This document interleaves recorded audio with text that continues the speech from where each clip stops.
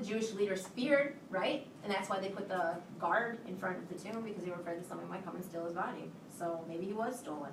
But this is where we're going to enter Sarah's courtroom, and we're going to go over who possibly could have stolen and why. Let's try to figure out where did he go. All right, the motive. First of all, who could steal him and why? Let's go with the disciples first, okay? Now, there were guards there, right? There were guards there.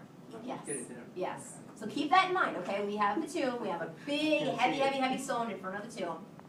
We've got Roman guards out in front of the tomb. So let's look at the disciples first. Do we think the disciples stole the body?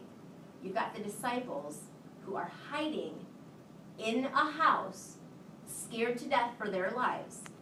They are fishermen, so they're not these big tough bodybuilders. Hey, let's go take out the Roman soldiers, and you knock them out, and I'll roll the stone away, and I'll grab Jesus' body and run. No, they are hiding for their lives. They're scared to death of the Roman soldiers.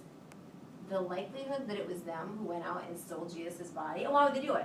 Well, because Jesus said he was going to resurrect, and so let's go steal his body so that we can continue this lie, because that's a good thing, right? To keep this lie going so that we can make it look like Jesus knew what he was talking about, that he actually resurrected. So you can get all the money. Just doesn't make any sense. So, yeah, so that pretty much rules out that the disciples didn't steal the body. The second option would be the Romans. They had Roman soldiers out in front guarding the tomb, right?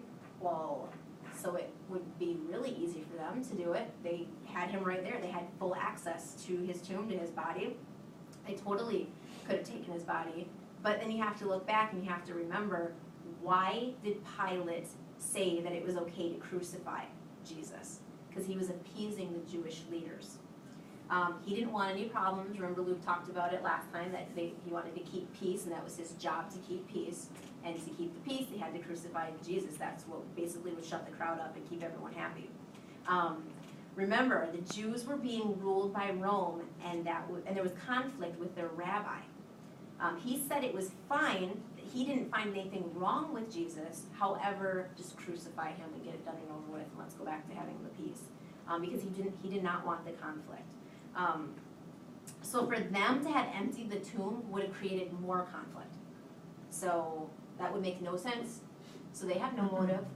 And then third of all, we have the Jewish leaders. And this one makes no sense whatsoever. The Jewish leaders hated Jesus Christ. They hated what we call today Christianity. They wanted to put a stop to it. So had it been the Jewish leaders, they would have taken Jesus Christ, put his dead body on a colt, paraded it down to the Kedron Valley, and said, Hosanna, now sing Hosanna, your leader's dead.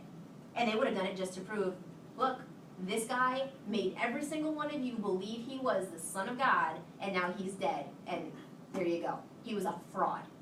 So, well, I mean, if they took his body and they just stole his body, well, then they just would have given validity to what he was saying. Exactly. And then they would have. Exactly. It would have said. It would have Yep. glorified Jesus. Yep, and then they would have been helping him along. Exactly. They would have been like, oh, and and fulfilling that prophecy and not even knowing it, or his prophecy, even if it wasn't real, even the whole thing was fake, but Jesus said, I will resurrect, and then they stole it. Well, then they made it look like he really resurrected. Exactly. So that doesn't make sense that they would have stolen the body. You couldn't touch him anyway, because he's a dead body.